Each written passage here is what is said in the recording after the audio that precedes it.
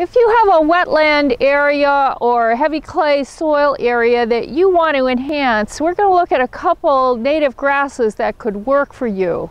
This wetland that's near me, we have some good native plants here, some goldenrod, aster, but we also have a lot of reed canary grass, some quack grass, and some Canada thistle.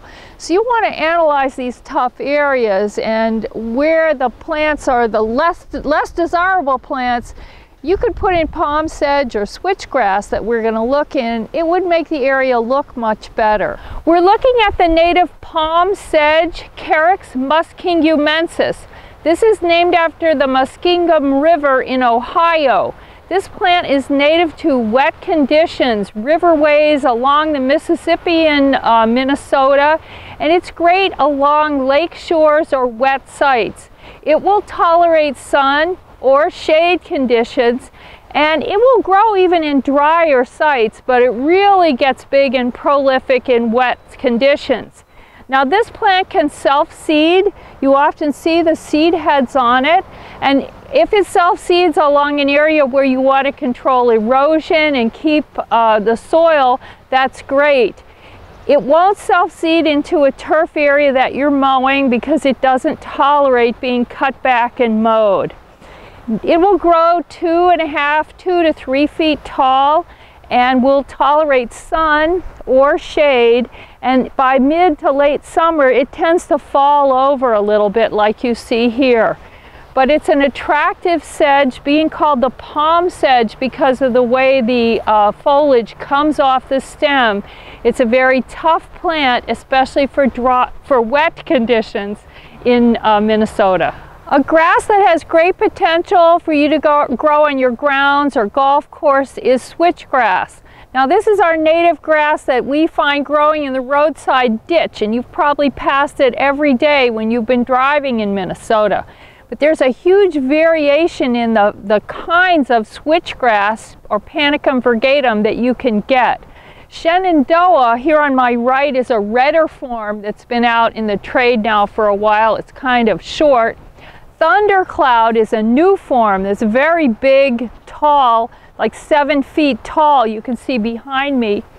There's Prairie Sky over here. There's Dewy Blue. A great big light colored one that looks like a cloud is called Cloud 9. There's huge variation in switchgrass. This one is called Huron Sunset. It's shorter and a red form.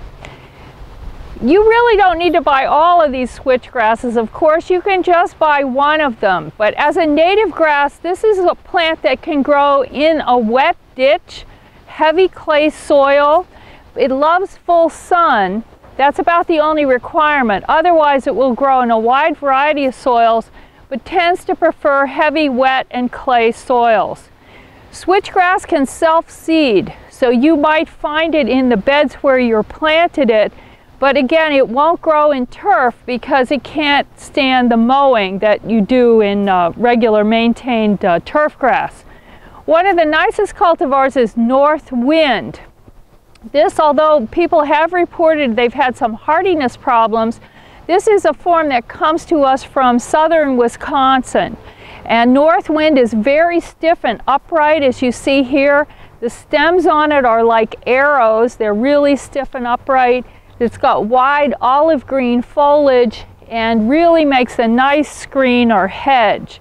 So Panicum virgatum switchgrass is an easy plant to grow.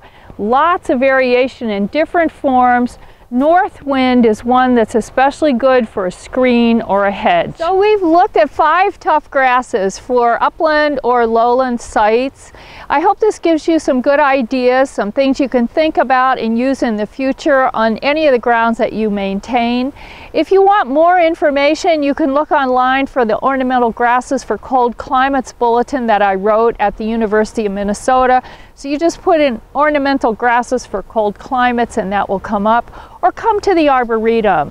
Look at the ornamental grass collection that's here. Many of the display gardens and natural areas will give you a lot of great ideas.